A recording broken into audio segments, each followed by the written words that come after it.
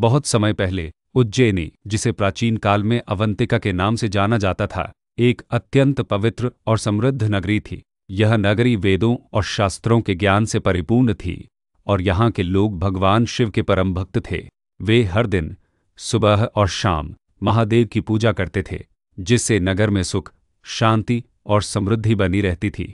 अवंतिका की इस शांतिपूर्ण भूमि पर एक भयानक राक्षस का उदय हुआ, जिसका नाम दूषण था। दूषण एक अत्यंत क्रूर और अहंकारी राक्षस था।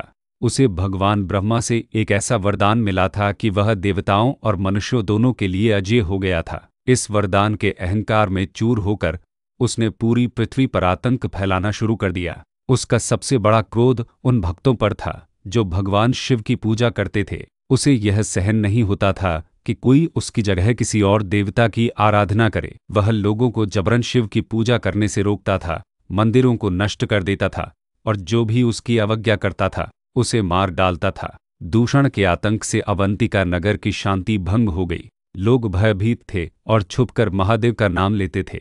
लेकिन इस आतंक के बीच भी एक बालक था जिसकी भक्ति अटूट थी। उसका नाम वेदप्रिय था।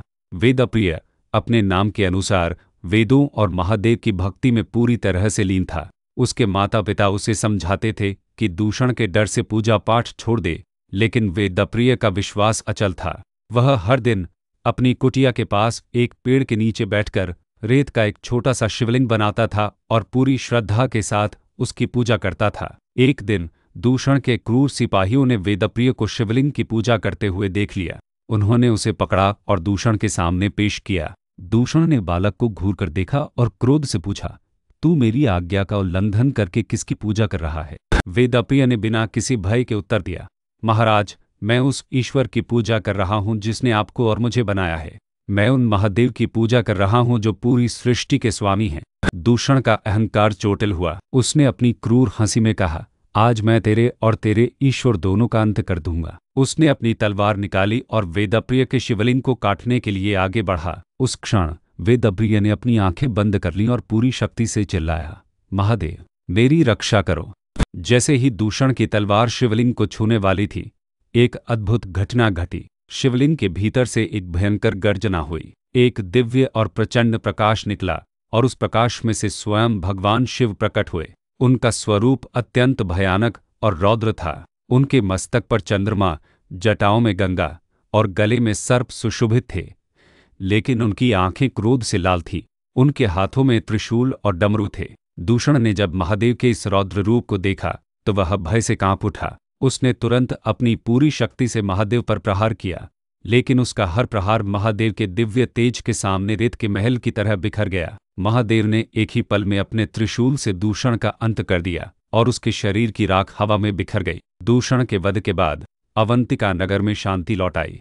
लोग अपने घरों से बाहर आए और उन्होंने महादेव के इस अद्भुत स्वरूप के दर्शन किए। वेदप्रिय और सभी भक्तों ने महादेव के चरणों में अपना सिर झुका दिया। वे सभी महादेव के सामने झुककर कहने लगे, हे महाकाल, हम आपके आभारी हैं। आपने हमारी रक्षा की है। कृपया हमें छोड़कर न जाए। कृपया यहीं इसी स्थान पर निवास करें और हमें अपने भक्तों के रूप में स्वीकार करें।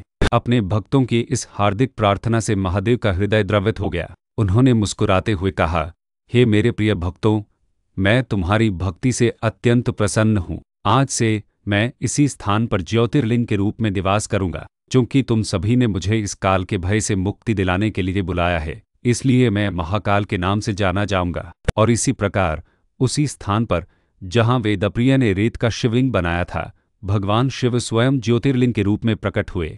इस ज्योतिर्लिंग का नाम महाकालेश्वर रखा गया, जिसका अर्थ है काल के भी स्वामी। यह कहानी हमें सिखाती है कि जब हम सच्चे मन से ईश्वर की शरण में जाते हैं तो वह हमारी रक्षा के लिए किसी भी रूप में प्रकट होते हैं। यह कहानी इस बात का प्रमाण है कि समय काल भी भगवान शिव के अधीन है और जो उनकी शरण में आ जाता है वह काल के भय से मुक्त हो जाता है। महाकालेश्वर ज्योतिर्लिंग आज भी हमें इस सत्य की याद दिलाता है।